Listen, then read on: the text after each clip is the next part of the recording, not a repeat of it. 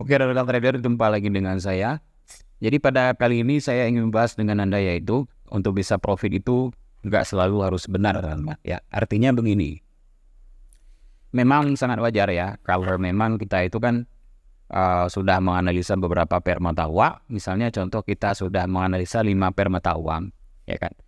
Kita mengharap itu mudah-mudahan ini semuanya akan profit, ya kan. Walaupun itu kita sadari bahwa tidak semuanya akan benar. Tentu ada juga yang tersentuh stop loss, teman-teman, ya. Tetapi paling tidak persentase kebenarannya mesti lebih besar dari kesalahan agar kita itu bisa memperoleh profit. Memang kita itu berpendapat demikian, apalagi trader pemula, ya kan. Tetapi dalam kenyataannya frekuensi winning rate yang besar tidak menjamin kita itu bakal mendapatkan profit secara konsisten juga. Artinya adalah risk reward rasio yang lebih penting daripada win rate kemenangan itu secara psikologis, ya kan. Kita memang cenderung untuk berusaha semaksimal mungkin agar prediksi kita itu benar.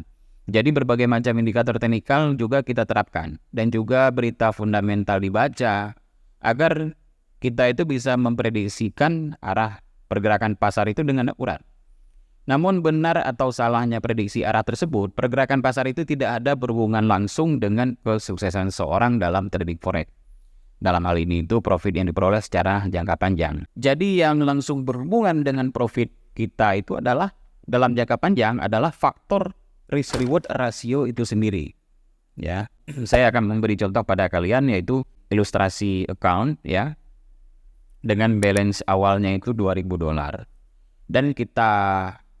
dan risiko per trade-nya itu 2,5% atau risknya itu sekitar $50. Jadi kita itu hitung langsung angka dolarnya aja ya daripada pips. Jadi lebih mudah atau lebih gampang kita ingat.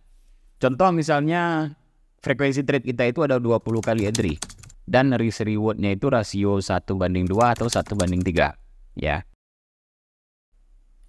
Dalam 20 kali entry tersebut kita itu salah prediksi misalnya 12 kali.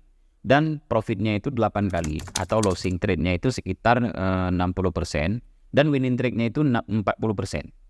Ya. Jadi dengan demikian secara total kita itu masih profit sekitar $350. Atau kalau dipresentasikan itu sekitar 17,5% dari balance awal kita.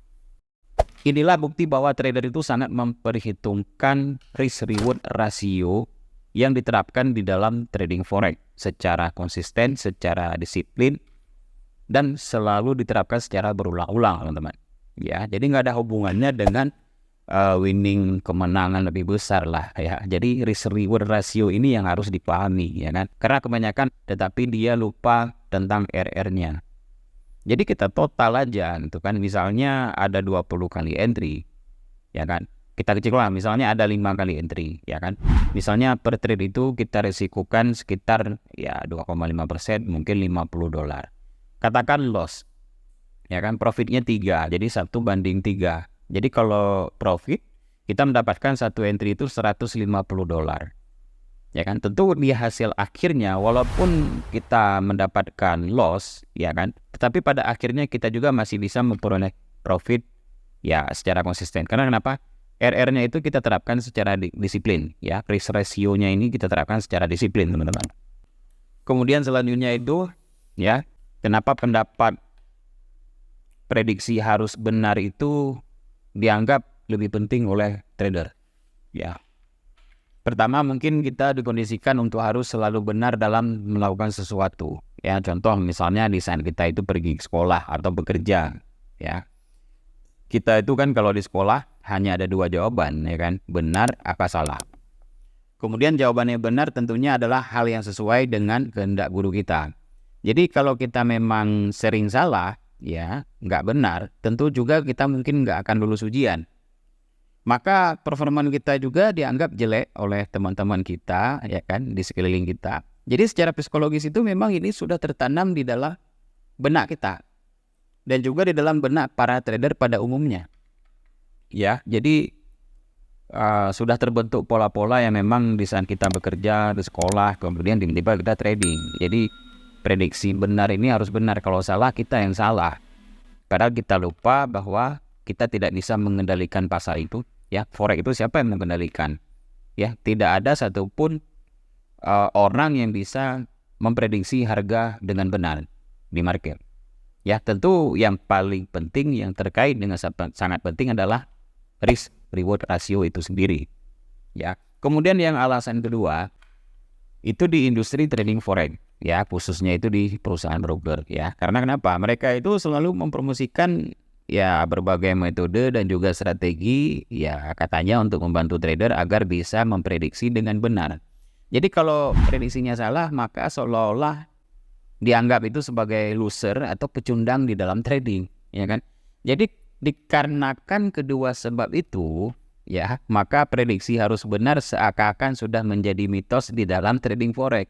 Padahal trading berhubungan erat dengan probabilitas. Jadi nggak ada seorang pun, ya, yang bisa memprediksi harga pasar market bergeraknya itu kemana, ya. Apalagi berusaha mengontrol pasar, siapa yang bisa kontrol? Ya, sekelas George Soros saja kalau mau mengontrol pasar tentunya dia harus mempersiapkan plannya itu secara matang, ya kan? Apalagi kita itu ya trader individual yang bukan siapa-siapa. Nah, yang bisa kita kendalikan adalah risk reward rasio kita di dalam trading kita. Ya memang kita terapkan di dalam trading kita. Nah, misalnya yang saya kasih contoh tadi, ya, ilustrasi balance account yang 20 kali trade, 20 kali posisi. Kalau memang seandainya itu salah semuanya, loss semuanya 20 posisi entry, ya kan? Ya, kalau memang itu terjadi, berarti ya kita itu harus melakukan evaluasi pada strategi trading kita, ya kan? Baik yang menyangkut metode, money management maupun emosi di saat kita trading, ya. Nah, poin selanjutnya, jika ada trader yang bisa profit secara konsisten, kenapa kita itu nggak bisa? Kita lihat kan banyak orang yang udah bertahun-tahun itu menjadi fit secara terus-menerus, ya. Namun mengapa kita itu tidak bisa mendapatkan profit secara konsisten? Ya, itu pasti ada yang salah. Mungkin kita itu sudah over trading, ya, atau over leverage. Ya memang kita kadang-kadang menganggap ingin mendapatkan profit secara besar dalam waktu yang singkat. Atau mungkin boleh jadi kita itu nggak disiplin dalam eksekusi trading sesuai dengan risk reward ratio yang memang telah kita rencanakan dan kita tetapkan sebelumnya. Tiba-tiba kita itu melanggar, mengubah lot, sehingga kita itu nggak disiplin.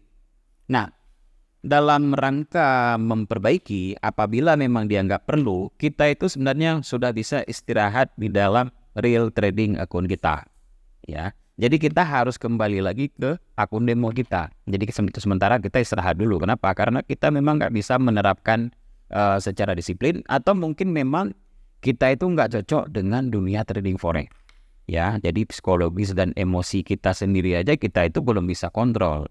Daripada uang kita habis, mendingan kita istirahat di akun real, kemudian kita latihan lagi di demo account kita. Ya, memang mungkin kalau kita rasakan di demo account ada sebagian orang seolah profit banyak. Begitu akun real loss, ya kan? Tetapi yang lebih parahnya ada yang demo account juga ada yang loss juga. Padahal uangnya virtual, kita bisa simulasi latihan. Tentunya kalau memang masih loss di demo account, Anda nggak perlu buru-buru coba-coba ingin deposit uang di real account. Itu juga sangat beresiko, teman-teman.